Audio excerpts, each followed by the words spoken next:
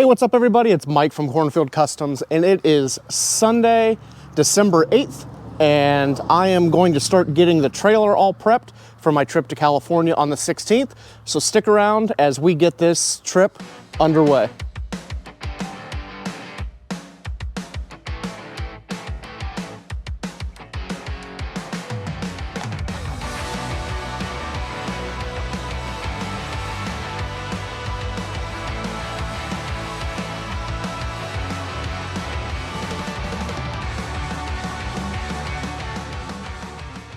So first thing I need to do is get the truck hooked up to the trailer, get it pulled out. The batteries are probably pretty low on the house.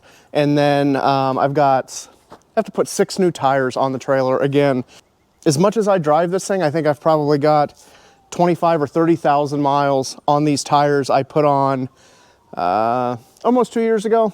So I ordered 6 new tires. So I got to get this thing hooked up, dragged out of place, the inside cleaned up, stuff kind of put away. It's a disaster still from Bonneville. Batteries charged up, tires changed, and just ready to roll. And at this point, you're probably saying, well, why are you having to do all this stuff now when you're not leaving for another 8 days? Well, the problem is I'm just busy. So today's Sunday, I can actually work on it. And like during the week this week in the shop, I have to make a roof insert. I have to work on fenders. I've got some small parts that I have to get done before I leave for California. I've got some frame rails I have to bend that are going to California with me. Plus, Friday, Saturday, Sunday, I have a metal shaping class. So, pretty busy, and I want to get as much done now. That way I'm not scrambling at the last minute. I don't do well with last minute preparations. I think this thing needs to be done, packed, ready to roll out on Friday. That way Monday morning, bright and early, I can just wake up, drive to the shop, get in the truck and trailer, and get on the road. I'm not scrambling, not getting anything, not letting anything get out of hand or waiting to the last minute, because that's how you make mistakes and forget things, and then that could be really, really rough on a cross-country trip. So let me get the truck. We'll get it hooked up to the gooseneck, which is always fun doing it by myself. We'll do that, get the trailer pulled out, and kind of go from there. So stick around and check out the activities.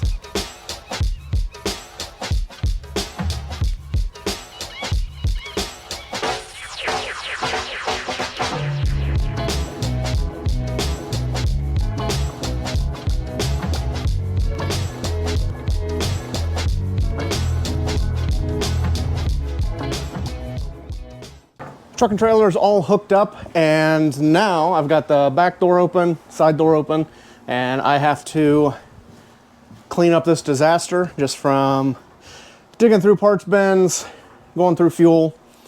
So I got to clean all of this up. I'm going to go ahead and sweep the trailer out. There's still dust in it, and apparently the vent had come open, so it had been dripping a little bit of water. So I want to get all that stuff cleaned up. I got straps I need to put away, tarps I need to put underneath the ramp overs just to tidy stuff up. And then up here in the house side, I've already winterized everything, so that's kind of a bummer because I'm gonna be living in this essentially for a week and a half, so I'm gonna have to unwinterize it on the road and then re-winterize it when I get home again. So just tidy stuff up, put some tools away, clean everything up, and get it livable for the time I'm gone. So that's kind of where I stand now. Got to get everything cleaned up, ready to rock and roll, and then I can get on to changing tires.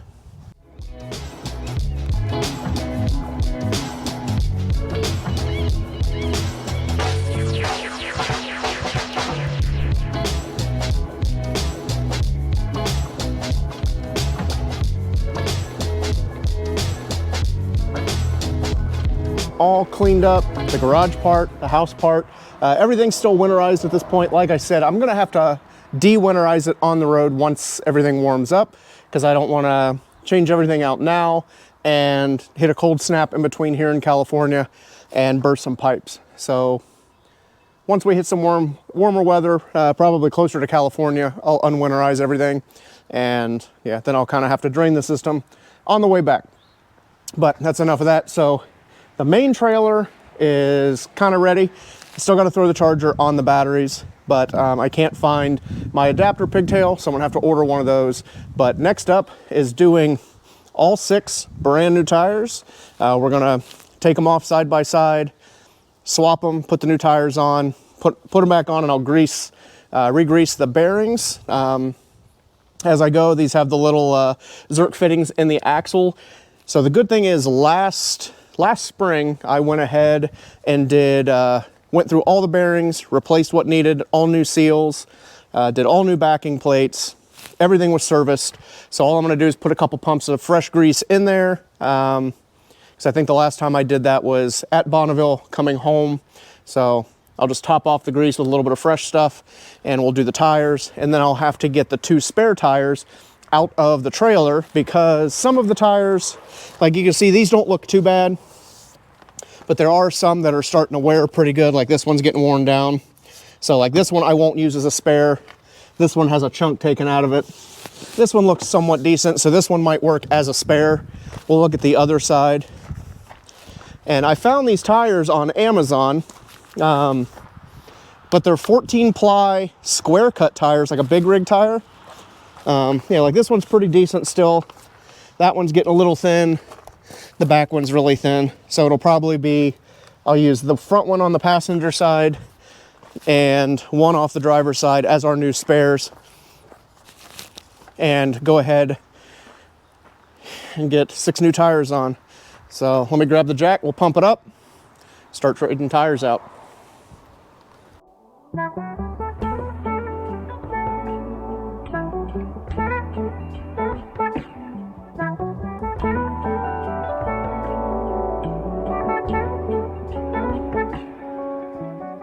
So I'm really big on preventative maintenance, and it's, I was gonna jack it up and check the wheel bearings anyway, just for tightness, but since I had to do the tires, it kind of worked together. And it's always a good thing to check everything, especially before you go on a really long road trip. So just taking this off, there's a little bit of play here. Like I said, I put new bearings on it last year and they could have loosened up a little bit. Something could have happened. The other ones, they feel pretty good. I might just check them anyway for good measure. If I was just going down the street and back, I wouldn't check the other ones because they feel all right. But going on a 2,000+ mile road trip one way and then back, I would feel a lot safer checking this. So I'm gonna go ahead and pull the dust cap off, check the bearings, just make sure that there's nothing going on that's gonna cause me issues on the side of the road. So the bearings and everything look all right, but what the culprit is I hate these little flat washers. They got 2 little barbs that come off of them, and that's what locks on to your spindle nut. And apparently we lost both of those little tabs. So the axle nut was slowly backing out.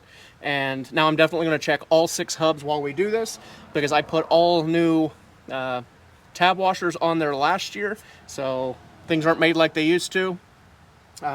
Luckily I've got some spares, but it's got me thinking, and I want to check every one of them now. But this is a good reason why you always want to check your equipment before doing any major transportation, because this could have been a real bad afternoon on the side of the road. So let me find this new tab and we will get this put back together, check the other 2, get these tires on, and then we can go to the other side. All right, so this has me a little perplexed. So this one, the little tab was broken off, so it got me thinking about just checking all the other ones. And it's a really good thing I did. And I don't know what's going on, but there's the rear axle. Here's the center axle. The clip is broken the same way. And then I checked the front, and the clip is also broken. So I don't know what's going on with these clips. I've never liked this style of nut retainer on trailer axles. Cannot stand it. They came with the new bearing kit, and I bought an extra pack of them. I don't see anything crazy defective on them, but I might have 6,000 or 7,000 miles since I put the new bearings, retainers, brakes, and everything on. And on just the one side I've checked so far, all 3 retainer clips are broken. So I guess I'm going to look online and see if I can find a different manufacturer of these retainer clips, because they shouldn't be breaking like this. Because, you know, it's the bearing, then you have the D washer, and then you put the retainer on it, and all the retainer does is keeps the nut from spinning. So I can't figure out why it's getting all this pressure on there enough to break these little tabs. It doesn't make a whole lot of sense to me because I'm putting the wheel bearings on correct. I leave just a little bit of play in them so they're not too tight. And I've never seen these break like this. And I've never had it happen on any of the other times that I've ever done brakes on trailers. Like, I could get it if this was the first time I'd ever done bearings and brakes and serviced it and I did something wrong, but this is the first time this has ever happened. But these are a retainer. Who knows where they came from? And there's even some funky stress cracks in here, so I don't know if it's, I don't know what could be causing it. Maybe it's the type of material they're using, the center line of the press brake that they're using to put the tab on there. I don't know. So I'm gonna do some research because I really don't want to have to worry about these bearings or the retaining nut coming off while I'm driving down the highway, and I don't want to have to check it every single day and swap them out. So I'm going to do some digging on, see if I can find a better manufacturer, and hopefully that fixes the issue. But for now, I'm just going to put the dust caps back on and put the wheels on because it might take me a few days to get the retainers. And I don't want to let it sit here with the dust caps off and the wheels off. So I'm going to go ahead and get that put back on, move on to the other side. Now I'm just super curious if the other side's broken as well. Yeah, I don't know. But just another good reason to always check your equipment because, like I said when I just found the back one, this little thing could make it for a really, really bad day on multiple levels. And that's only if one wheel were to come off. Can you imagine if I had an issue where a couple of these dudes came off cruising down the highway? So preventative maintenance goes a long way. I know I already said that, but I think it's worth saying again. Always check your stuff. So I'm gonna get back to it, try to figure this out, and hopefully not have a stressful trip to California worried about these stupid retainers coming off. So, all right, I'm gonna get back to trying to keep on keeping on. Passenger side went a lot smoother. Got these three done. When I pulled the wheels off, I checked the hubs, went ahead and pulled the center caps off and just visually inspected everything. None of the retainer clips were broken. Everything looked good. Everything still felt tight. So this side's good to go. Not sure why all three on the other side had issues and this side did not. So again, I'm gonna do a little research and see if that's a common problem. I don't know. We'll figure it out before I leave. If nothing else, I'll just put another set of new retainers on the other side and keep an eye on it. Probably twice a day, once in the middle of the day, once when I stop at night. Just make sure that none of those retainers have come loose. Went ahead, topped off all the air pressure once it was on the trailer. Got 90 pounds per tire. And I think tomorrow, just because it's getting later in the day here on Sunday, I think tomorrow I'm going to go ahead and I'll grease all the hubs, even though everything looked good while I had it off. So rather be safe than sorry. And then I'll probably pump a little grease in it in California before I head back home. So yep, 6 new tires on the outside, and then put 2 of our best tires off of these 6 as our spares.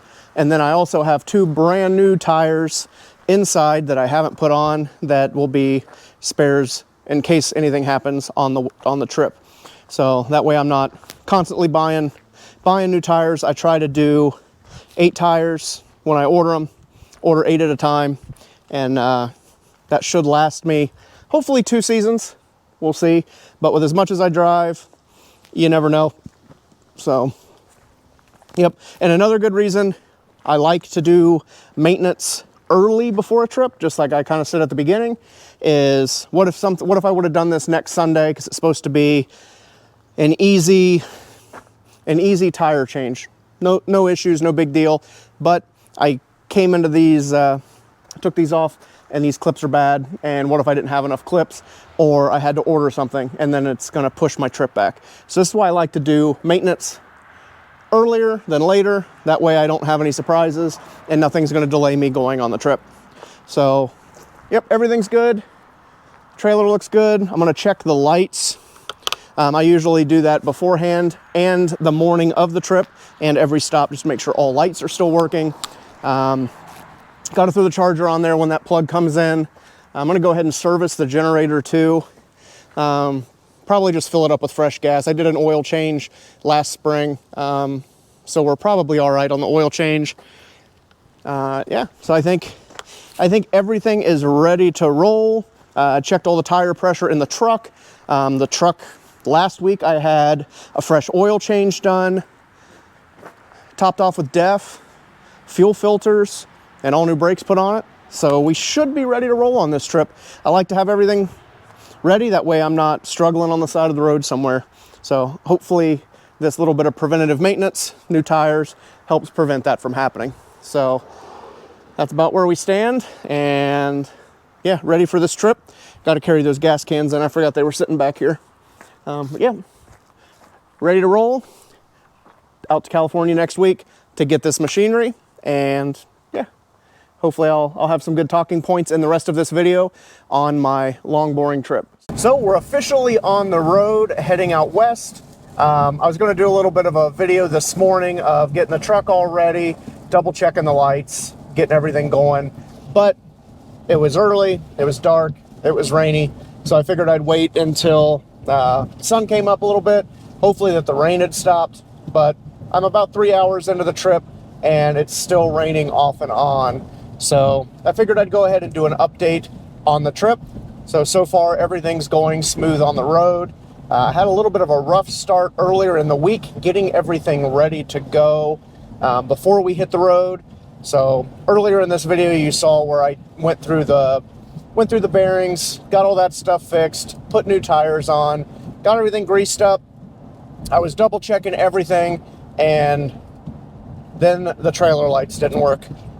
So I had actually had brake lights, turn signals, hazards, but zero running lights. No amber lights, no running light tail lights. So I had to figure all of that out, and that was a big ordeal trying to figure it out. But what it was one of our running light, like the amber running lights on the roof of the trailer, had shorted out somehow. I don't know if it rubbed through and was grounding out, and I couldn't diagnose what that issue was or where the issue was itself. I knew what the issue was, just not where the short was. The problem with it is the inside of the trailer is all finished. We have living quarters, all of that stuff, and all the wiring is hidden. So, of course, with being short on time, I couldn't pull all the paneling out, couldn't take walls out, couldn't take the bathroom out, all of that stuff. So I had to snake new wiring through where I could, which was a pain because, again, all the walls are in, living quarters, that kind of stuff. So I couldn't access much. So Dom and I worked on snaking or pulling fresh wires, getting all that done. And I actually had finally got that finished, I think Thursday. And what made it even harder is we had a cold snap come through, so it was in the 20s, working outside, made it a little bit rough. So that kind of even got into the fact that I didn't get to do a bunch of shop work this week like I had planned. But the good thing is, like I said, on Thursday, about 6 o'clock, all the lights worked, everything was good, and we were ready to hit the road. So Friday evening and Saturday and Sunday, I had a metal shaping class at the shop, so that was a lot. A lot of extra stuff kept me in the shop all weekend, which, I mean, I love doing classes, don't get me wrong, but it's a bit rough right when I'm getting ready to head out of town. So luckily I had everything loaded up. I've got the car I'm transporting out to California. I loaded that up Friday morning before everybody got there, ready to rock and roll. And this morning at 6 o'clock a.m. I hit the road, and currently it's about 9:30ish. It's about 9:30ish, and we are west of Indianapolis. I think we're just now passing into Terre Haute, Indiana. Just now passing into Terre Haute, Indiana. About ready to stop for our first fuel stop. So once we stop, I'll show you my normal go-around. I'm very particular on how I check things and monitor things. A couple guys on, I don't know if it was on YouTube or Facebook or Instagram, but somebody had mentioned getting a cheap Amazon TPS setup for the trailer. So I went ahead and did that, and it's actually awesome. It's really hard to see all 3 tires on this trailer while driving, and usually I spend a lot of time looking in the mirrors for puffs of smoke or chunks of rubber coming off the tires. In years past, there's been times where I stop at a truck stop to refuel, and I'll be missing a tire. Didn't even feel it come off, didn't see it, none of that. And it kind of makes me nervous, especially on these really long hauls, you know, with losing a tire or a tire going flat, tires overheating, all of that stuff. So I got this, I think it was like $50, and it's a 3-tire monitoring system on Amazon, and it just threads onto the valve stem, and it's all wireless, and it's here on the dash, so I can monitor all of my tire pressure, tire temps. I've got some warnings set for low pressures and temperature settings. So far I'm really happy with it. I thought I'd lost one of the sensors when I was going through Indy. Just one of them, there was nothing. So I'm like, well, I've either lost the entire tire or the sensor. I hadn't seen anything, so I just hoped it was the sensor, and then it came back. So I guess I just lost connection for a little bit, but I'm hoping that really helps out on this trip, being able to monitor that at a glance on the dash. It's actually right underneath where the camera is currently. So yeah, I'm hoping that really makes these trips a lot less stressful, having to worry about tires so much. Any of you guys that have done long cross-country trips have probably worried about tires, especially once you get farther out west, like in the panhandle of Texas and New Mexico and Arizona. There's not a lot of places to get tires in a pinch. So yeah, it kind of sucks to have to worry about that. So again, I'm hoping that this little TPS monitoring system will help me feel better about that and just monitor what's going on. So I'm going to get back to driving, and here in just a couple minutes when we stop at our first truck stop to refuel, I'll do a little bit of a recap. We'll do a walk around, check on everything. I've got our infrared thermometer, so I keep an eye on hub temperatures and bearing temps on the trailer. So that'll be what we do, and hopefully we'll be there soon. I mean, we've still got a half tank of gas, so we've got plenty. Still got a half tank of fuel, so we got plenty to get to wherever we need to be to refuel. But like I said, it's been about 3 hours. I like to stop about every 3 hours anyways. Hit the bathroom, get something to drink, stretch my legs, and just check the trailer out and refuel. That's usually about a half tank. Just kind of like to keep up on it. That way we don't run too low and not be able to find a place to get fuel when we need it. So I'm gonna hop off here. Just a few minutes, we will be at our first fuel stop.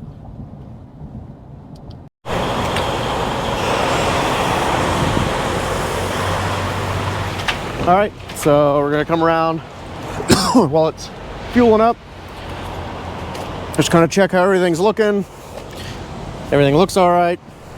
I've got our little infrared thermometer, but apparently the batteries are dead, and I grabbed the wrong batteries from the shop. So I'm gonna have to pick some up, and I'll just hit our key fob here, make sure all our lights are still good.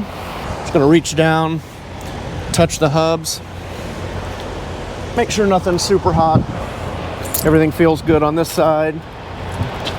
I'm gonna double check the other side here in a second, but I wanna come in, check on everything in the trailer, make sure nothing moved. So, car looks all right that we're hauling. I know it's a little dark. Strap came a little loose on one side. First fuel stop is done, and we're back on the road. Everything looked good in the trailer. I know it's kind of dark in the video and tough to see. Everything looked good. There's a couple straps on the front that had come loose, so I just tightened them up. Everything else was all right. I guess just the vibration on the road loosened everything up just a touch and stretched the straps out, but they weren't that loose. I think it was one click on one and maybe two on the other. Nothing major. Topped off with fuel, topped off with DEF. Back to heading west. And next stop, I have to stop in Troy, Illinois. just at a truck stop there. It's right outside of St. Louis. Guy had ordered a pair of back half frame rails, and instead of shipping them, I'm passing right through his area. So we're gonna jump off the highway, I-70 at Troy, Illinois, hit that Travel America stop, drop off those rails, and then we're gonna be back on the road again. My goal for tonight is to hit Yukon, Oklahoma, which is just west of Oklahoma City. I have another drop off. I have a 3536 Ford roof insert that I'm going to meet up with a guy in that area. Whenever I go out west and I take the southern route, I always try to get to Yukon on the first day. Right there at the Yukon exit, they've got a bunch of truck stops, a bunch of restaurants. It's easy to get in and out of, and somehow I always find myself stopping at that location for the night. So that's kind of my goal for today. We'll see how things go. The weather's cleared up a little bit. It's not raining anymore, but it's on the verge constantly. It's gray, kind of gross out. So as long as the weather holds out, I think we can make it there, no problem. If it starts raining real hard for a long time, it might slow us up a little bit. But I need to at least get to the Oklahoma City area, whether that's Yukon or just on the east side of the city. So that's the goal.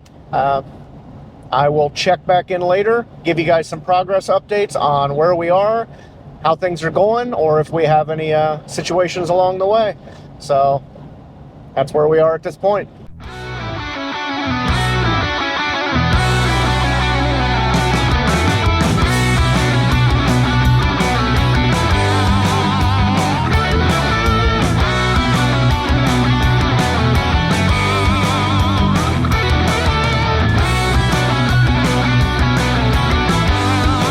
Still rolling along on the road. Let's see, we're in Oklahoma, so the drop off of the frame rails went smooth. I didn't film that because I didn't think you guys really care to see me just hand off a pair of frame rails out of the trailer, so I didn't film any of that stuff. We had our second fuel stop, so we were 2 fuel stops in. Let's see how many so far. We're 10 hours and 55 minutes into driving, and have gone 710 miles. Yeah, it's been a long day. It's currently 4:41 local time, so 5:41 home time. Sun's going down. I have, let's see, about 2.5 hours left to get to Yukon, Oklahoma tonight, which is my goal for landing tonight. So hopefully I can do that. I'm feeling pretty good. Don't feel super fatigued, don't feel too tired. Just tired of sitting around in the truck. I have a hard time sitting still, so I am struggling with that a little bit, but I guess that's the joys of a long road trip. But everything's been going smooth on the trip so far. Nothing out of line, and just rolling along. So once I stop for the night, I am going to give you guys a tour of the inside of the trailer for you guys that haven't seen it. It's nothing spectacular, but show you a little bit of what it's like to travel with the big race trailer. So once I get stopped here in a couple hours, we'll get fueled up tonight, get the generator running on the trailer, get some heat going. Hopefully it's not going to be too cold tonight in Yukon. Like right now it's 56 degrees. I'm guessing it's probably going to be in the mid to high 30s tonight. So definitely want the heater running. So we'll get that going. But yeah, when I stop here in a couple hours, I'll definitely show you guys around the trailer so you can see what it's like to travel on the road with me. And yeah, stick around and see how the rest of this trip goes. It's the end of day one, and we made it to Yukon, Oklahoma. So the day went really well. I'm here in the trailer, so I'll give you a quick tour for those that have never seen the race trailer and how it's set up. So here in the back is the garage, and this is the co-pilot bunk, and it just catches all when I don't have anybody riding with me.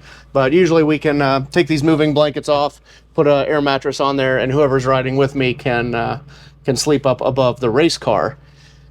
So yep, that's there. Got a fridge, toolbox, microwave sink, full-size bathroom. I still have it unwinterized, so I still have antifreeze everywhere. And then up here is the bedroom. So everything up here. Nothing super fancy, but it is great when I'm on the road because I can drive till I'm tired, pull off somewhere, and I have a nice, safe, and secure place to stay the night. So speaking of that, that's what I'm going to do. It's been a long day. It's been almost 1,000 miles, about 14 hours on the road. So I'm pretty much whooped, and I've got another long day tomorrow. So I'm going to get cleaned up, hit the bed, and get up nice and early and hit the road again. So that means good night, and we'll see you guys on the road in the morning. All right, 5:30 a.m. on day 2, Yukon still. Just got up, got moving, doing a once around, checking all of the trailer lights, tires, make sure everything's still working since it's so early, still dark. Perfect time to do that. I've got our tire pressure monitor on, so we know tire pressures are good, temps are good. Everything looks good on this end, so let's hit the road and keep heading west. Glad you guys are still with me on this journey, and I didn't film anything last night when I stopped for the night. Just I was whooped, man. We drove, or I guess I drove from Yukon, Oklahoma, all the way to Williams, Arizona, which is past Flagstaff. So it was another really long day. I think the first day I did about 900, right around 900 miles, and then I did another 900 miles yesterday. So I was just whooped last night, wanted to get the truck and trailer parked and go to sleep. So I didn't really film anything last night, but it wasn't all that exciting. It was just filling up with diesel fuel, getting parked, and going to bed.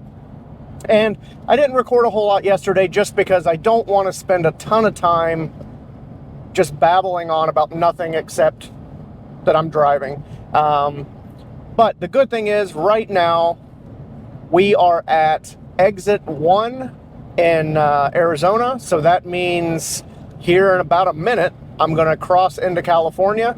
So it is currently, what time is it? It's 8:02 local time on Wednesday. So I've been making really good time. Got up about 5:30 this morning and just carrying on to California. So I should be in the Huntington Beach area right around lunchtime today. At least that's my goal. A lot's going to come down to traffic and that kind of stuff. So far on the trip, traffic has actually been pretty good. I only hit one spot that had slowed up a lot, and that was just a few minutes ago. Just where they were doing some road construction and everything kind of was piled up. So far the trip's been pretty smooth. I'm excited to be in warmer weather so I can fill the trailer up with water. I can take a nice hot shower. Yeah, so here we are. We're crossing the Colorado River from Arizona into California. Yeah, so the next interesting thing that's going to happen, I have to come up to a check-in station where they just ask what I'm hauling. I've not had anything, I've never had any really good questions. I was talking to a guy that I kind of know, and he was saying when he moved to California, they asked if he had anything to declare. I've never had anyone ask if I had anything to declare. Usually they just say, hey, what do you got in the trailer? So that'll be coming up in a few miles. And then I've got, I think about 200 miles. Just 200 miles of high plains desert until I get closer to the ocean. Just entered, there's just a sign for the entering Pacific Coast time zone, so I just lost another hour. So now it's currently 7 o'clock, which is it's like time traveling. So yeah, I'm gonna get back to driving. We're almost there, which is good. And then we have to load up this machine, and then we can turn around and come back. So the good thing too is, I know I haven't told you a lot about the machine yet. I kind of want to leave that till later in this video, but it's a large piece of vintage machinery, and one little tidbit I thought you guys might find interesting, since I'm already rambling on, is I really don't like to drive much.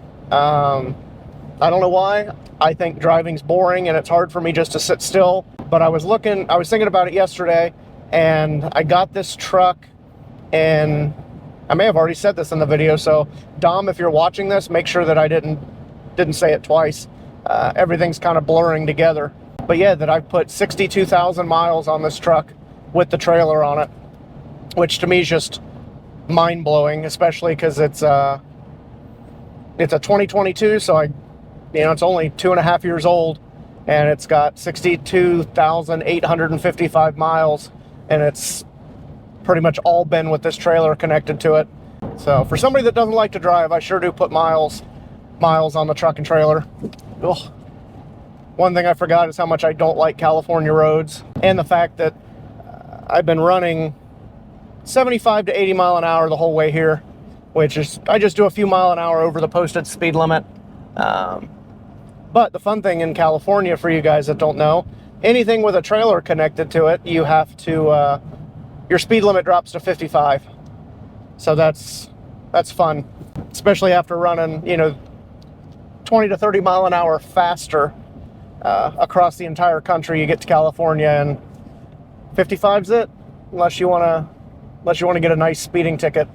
Now the slow crawl across the state of California. So going to hit this check-in station here in a few minutes, and I'll probably turn the camera back on so you guys can check that out, and we'll keep on keeping on.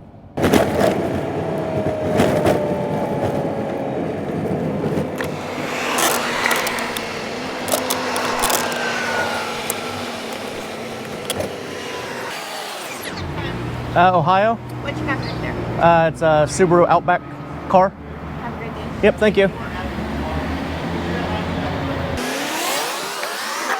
Yep, so there was our little inspection, just asking where we're from, what we got in the trailer. I was hoping to have a little bit of a better camera angle, but right when I went to turn the camera back around, my little sticky mount broke off the dash. So kind of had to hold it in the cup holder, so I don't know how well you guys are going to be able to see.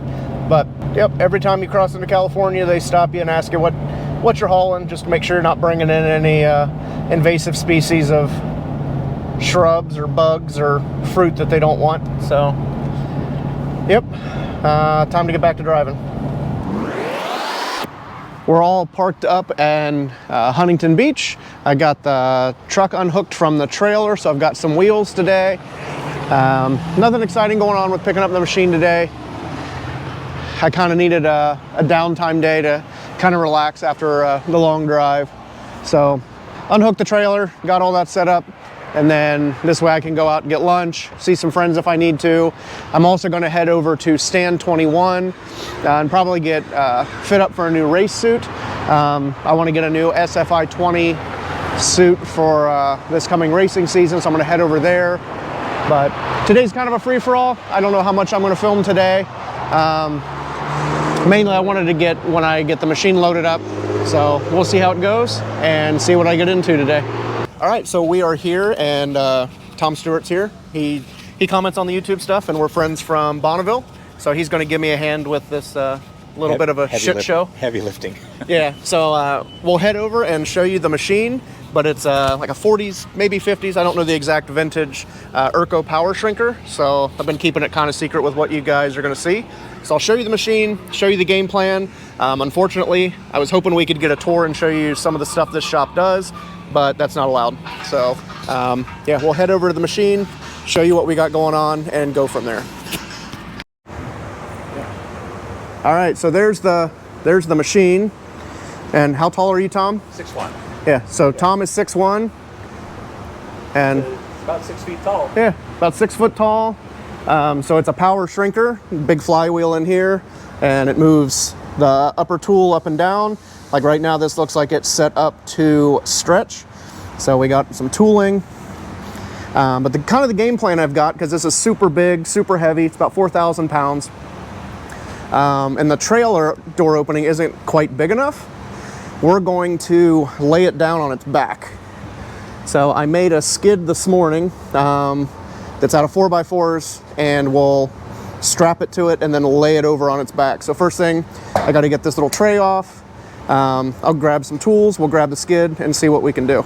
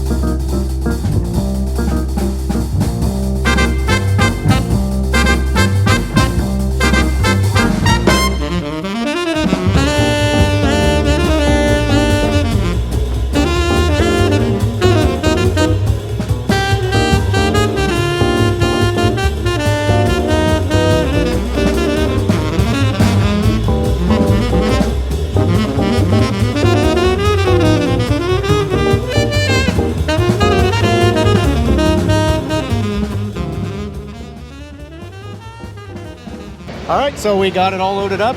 It was not too bad. Not too bad. It was a little sketchy, but I mean, when you're moving 4,000 pound machinery around, everything's a little sketchy. So it's all in the trailer, strapped down, and then I get to figure out how to get it out and upright at home by myself. A crane. Yeah, a crane. Well, getting it out's going to be a challenge, but yeah, we'll see. Yeah. So we got a little bit of running to do. Not sure if we'll film much today. We're going to go over and bother Kiwi Steve, make him buy us lunch. Oh, good idea. Yeah, good idea. And maybe buy a race car, maybe not buy a race car. At least sit in one. Yeah, and yeah, we'll see how that goes. So thanks for watching us not die, load the machine, and we'll see what else we get into. All right, so we are back on the road, headed east. Yeah, got the machine all loaded up, ran around a little bit yesterday, didn't get any more footage. A lot of people don't like filming in their shop. So just, yeah, kind of hung out with some friends, relaxed a little bit more to prepare for the long drive. So currently still in California, just passed through Barstow. Sun just came up. Let's see how this ride home with the machine in the back goes. And as soon as I get home, we'll get it unloaded, get it set up, and put it into use so you guys can see how the machine works and what exactly it does. So stick around as we finish up this road trip to get the Erco power shrinker.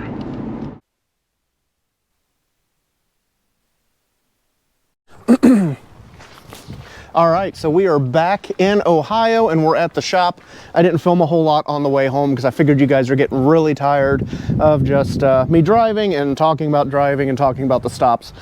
So I figured I'd hold all of that till I got back. Nothing exciting happened. Everything was extremely uneventful, which is what we like. I think this was one of the most uneventful trips I've had driving across country. Very little weather. Tires did good, trailer did good, no issues. On the way home, I drove from California to Albuquerque, New Mexico on day one, then Albuquerque to Springfield, Missouri on the second day, and then today I drove from Springfield back to Ohio, and I was here about 2 o'clock. So it was pretty much the exact same time frame to and from California, 2.5 days.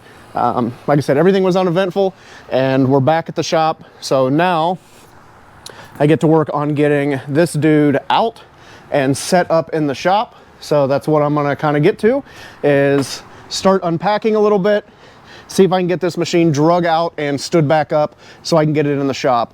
So hopefully I can get that done today before the sun goes down. Like I said, I just got back in town, so I'm gonna see what I can do, but let's see how it goes.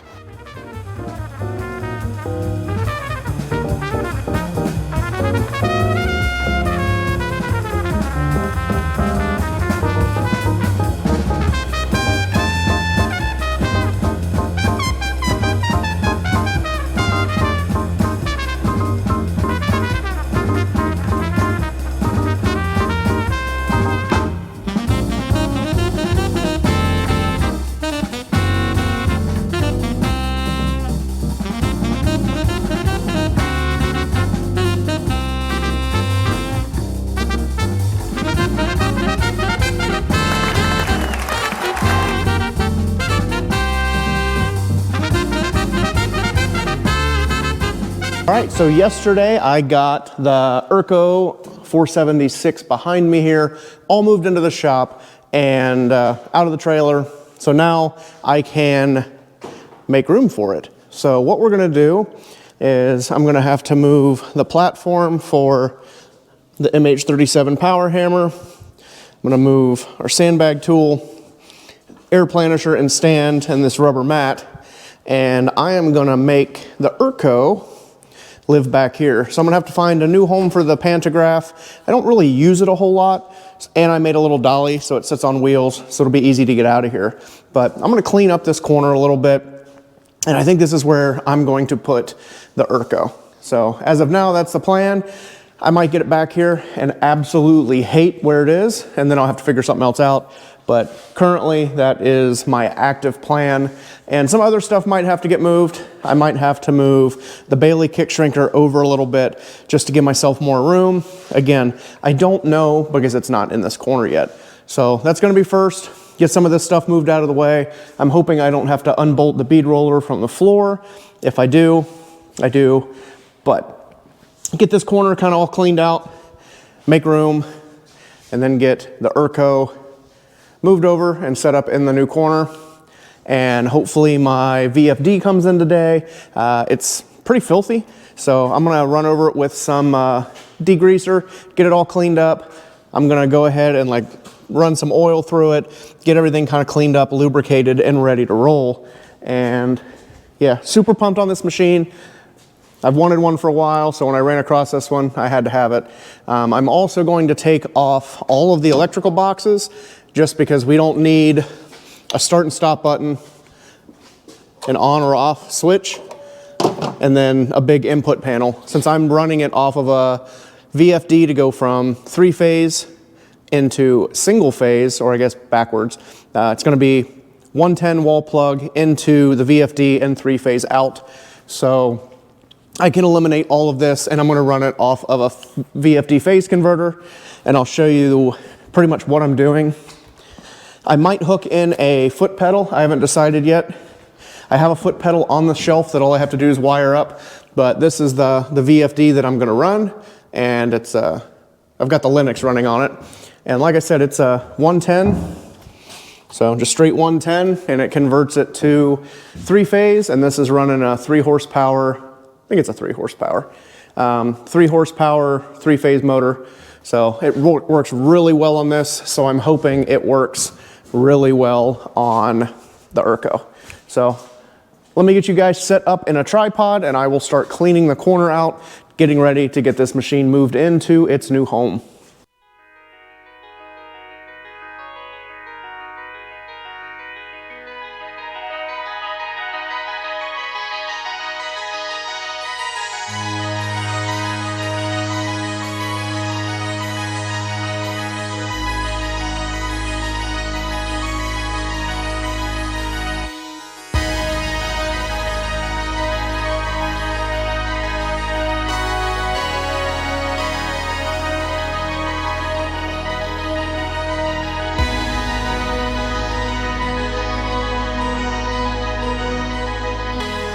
So got the Erco all moved into its new spot, which is here in the corner. So we've got our kick shrinker, our Linux wheeling machine, power hammer, all that stuff tucked over here in the corner. I like to keep all of my metal shaping equipment together where I can. That way it just makes it a lot more efficient, and I can just kind of jump around machine to machine to machine. So it keeps it more efficient being all in the same area of the shop. So just while moving it into location, I kind of changed how I was going to do things. I was going to put a 110 to 3-phase converter like I showed you here on the Linux, but once I got it into place, I did a test on it, and I just plugged it into my rotophase. So there's my rotophase, there's the third leg, and I have this plug. So I just plugged it in to try it out, and I didn't realize it had a 2-speed setting on it, a high speed and a low speed, and since the cord was long enough and I didn't have to do anything, I figured why not just leave it 3-phase and I can run it off of the rotophase. Since the plug's right there, it works out. So I'm just gonna leave it 3-phase, not put the VFD on it. It's all good. So I wanted to show you just a couple of things here on it. So I went ahead, Cleaned everything up, wiped everything down with a good degreaser from our friends over at Super Clean. Sprayed it all, let it soak, wiped it off, and I came through and filled up all of our oilers, let some oil run through it for a while, filled it up again. So we've got our oiler over there, here, here, and here. So topped off all of that stuff. And then I took our faceplate off here, just sprayed some oil inside here, because this is our height adjustment. So as I turn this handle here, it's got a wedge inside, and it raises and lowers our lower tool to give us our height adjustment so we can tighten up the amount of shrink or stretch we're gonna get. So the first thing I'm gonna do is I'm gonna fire this thing up and just let you see it, see how it works, and then I'll do a test piece. The test piece isn't gonna be anything important. It's just gonna show you how quick it shrinks. Before I do that, since we're talking about shrinking, it is set up to shrink right now. So if I wanted to make it stretch, I have to loosen this bolt here, and I'll take these 2 pins out there, and I can take the bottom tool off, and then the top tool will drop out after that bolt's loosened. So it's not super fast, but not super slow either. But that's how you change the tooling out from shrink to stretch. I think I'm gonna use it mostly for shrinking, so I'll leave it set up for shrink, but easy enough to change out if I need to. So let me turn everything on, and I'll let you see how it runs, and then I'll do a test piece shrinking on aluminum. So we fire up our phase converter, and we open up our 3-phase converter sub panel, turn our main on, then we turn power on to the plug. So over here at the machine, like right now, everything's dead. So this would be high speed, off, low speed. But first thing we do is we come over and we hit start, and you'll hear it click, and that engages the breaker inside the box. So that is engaged. And then we can reach on and fire this thing up.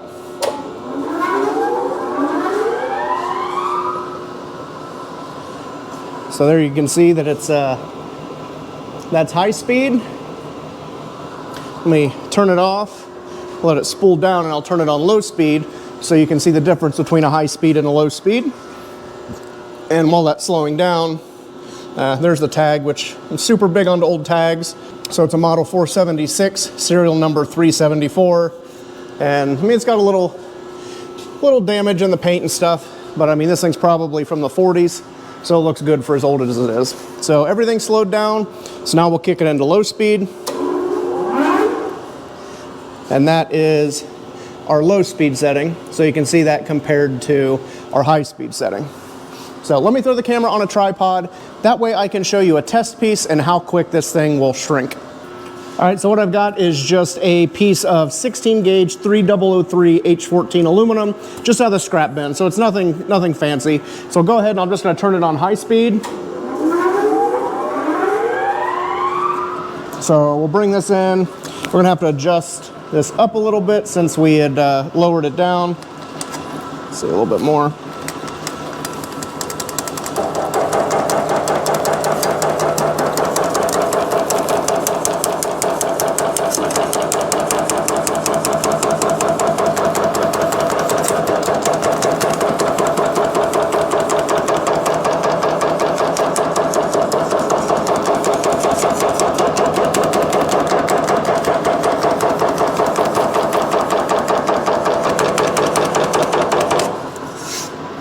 So you can see just how fast that shrink is being put in there, and it's creating that compound shape. Hopefully you guys can see it in the camera, but it works really fast. We'll just go around all 3 sides to show you that it builds a lot of shape really quick.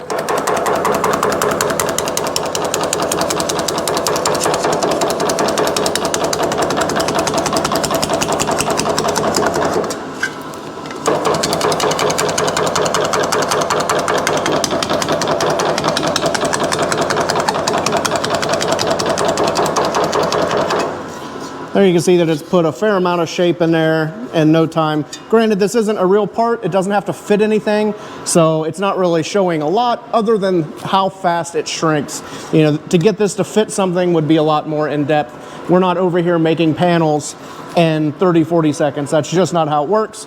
But I wanted to show you just how quick it does shrink.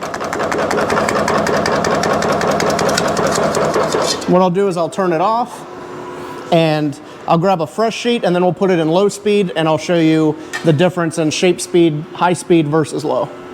So I moved the camera over so you can get a little bit of a different view. So I'm gonna kick the machine on, and again, we're gonna run low speed this time. So there's slow speed. We got a fresh sheet of aluminum here, and